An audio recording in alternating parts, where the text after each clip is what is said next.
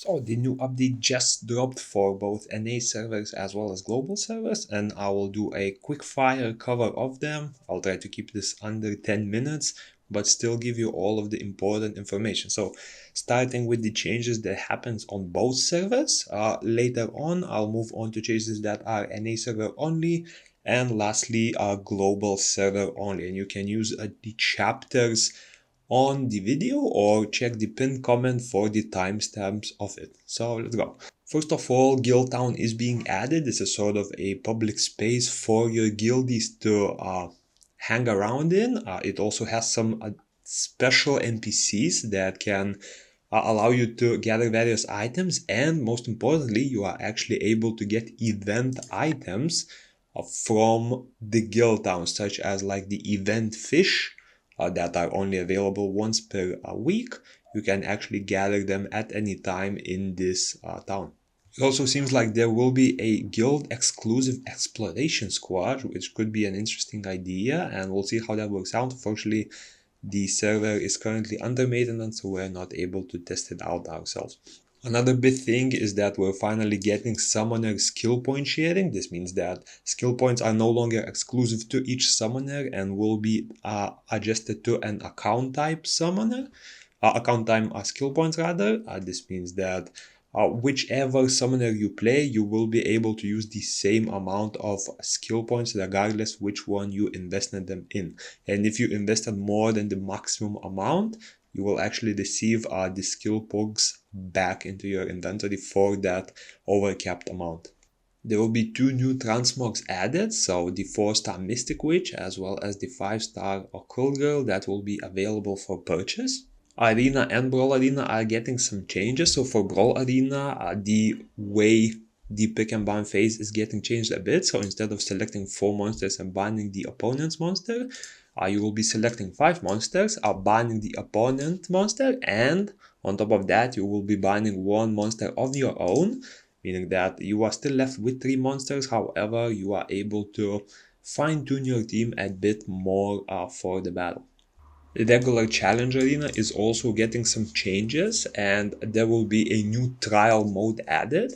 This mode activates when your power is lower than the opponent's power, and it actually allows you to challenge them to sort of a trial. And a trial is a mode where you are able to use from 2 to 5 challenge arena tickets and receive increased rewards, meaning that if you use 5 tickets for this battle, the amount of victory points you get will be significantly increased. However, if you lose, the amount of points you lose will also significantly increase. Quick Battle to Dungeons is being added, and it's only available if you have already beaten the dungeon 10 times and your power is significantly higher than the dungeon's power. And don't quote me on this, but I believe previously it was mentioned that the power needs to be 40% higher than the dungeon's power. However, I'm still not sure on that.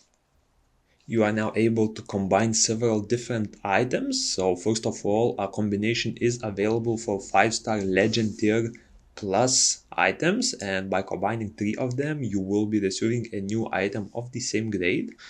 And a combination 4 different effect items is also available. So Stunstones, Moonstones, Galaxy Stones, and Spellbooks can be combined the same way gems could have been combined to increase the tier of the item. Some modifications to the Lizardman Exploration HQ for Skystones. So the exploration time has been increased by 2 hours, and the amount of items it actually takes has been doubled. However, the Skystone drops will also be adjusted to be approximately double of what they were before. And now for the biggest, probably the biggest change this game has ever received, which is quietly hiding under the other tab. Removed the power penalty for all dungeons. This means that even if you're entering a dungeon with 10,000 power and the limit is 200,000 power, you are no longer getting a 75% penalty. Instead, all of the damage will be neutral and the damage you deal will be neutral.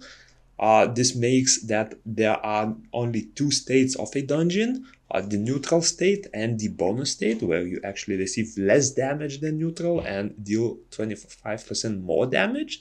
So yeah, this is a big change, especially for conquering the higher dungeons or conquering stuff like spires of ascension, where people actually have to fight with 75% a penalty, even with their best teams reaching like 600, 700,000 power. And yeah, this is an amazing change that will allow not only newbies, but a lot of players to progress further than they could before. And there will also be some new events. So first of all, the One Punch Man celebratory gift. This is sort of a login event that lasts for, I believe, 3 or 4 weeks. It's available for both servers and you will be receiving some rewards for it. Then the arena surprise wheel, of course, a repeat of what we have previously. You are just doing arena and challenge. So like challenge arena and brawl arena, and you're getting rewards from spinning the wheel. And now we'll be moving to changes that are for NA server only. So yeah, let's get started. First of all, it looks like the Hugs adventure is only mentioned in the NA notes. It's not in global, so I can only assume that this event will only be available here. I've checked on my global account. The update is already patched there and you are able to log in, but this event is not unlocked for me, so I can only assume that it's NA only. However, I could be wrong on this. With the new content being released, we're also getting additional entries to the guard journals. So just like the previous 5 regions, you will be getting some rainbow ones, crystals, and this is an awesome change. You're actually getting rune capacity up for each of them.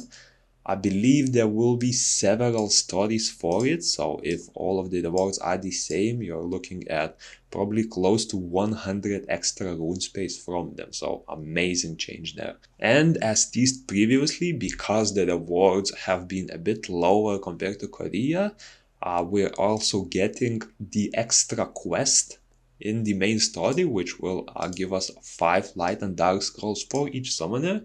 This means that if you have completed the story on all 3 summoners, you are getting a additional 15 light and dark scrolls essentially for free.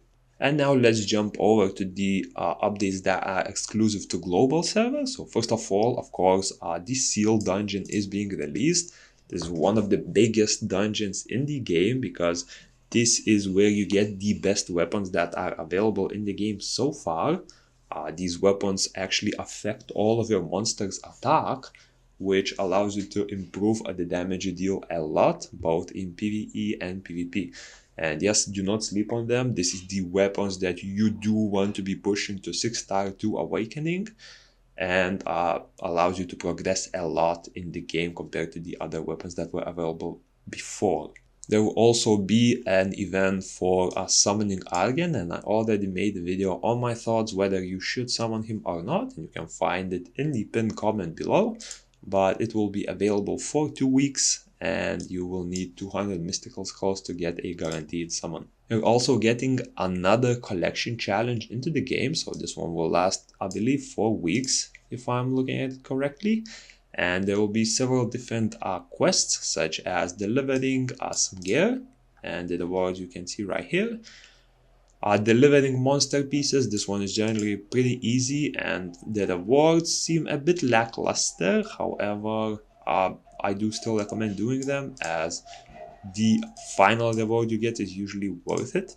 A challenge where you have to collect runes will be added. So from what I'm looking, these ones can be found in scenario. This one you will, so this one and this one you will need to farm some lower tier dungeons.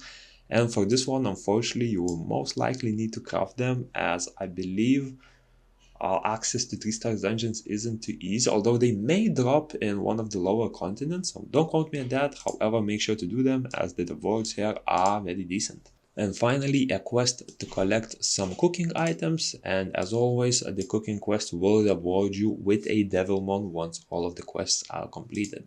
And the last small change exclusive to the global server is that you're getting some new items in the guild shop, and the 5-star Hard Magician pieces will be available to purchase from the guild shop.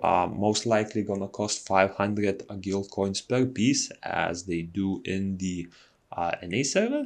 And this is a pretty awesome change. For a few days, it looks like you will be able to purchase the whole Fire Undyne from the guild shop.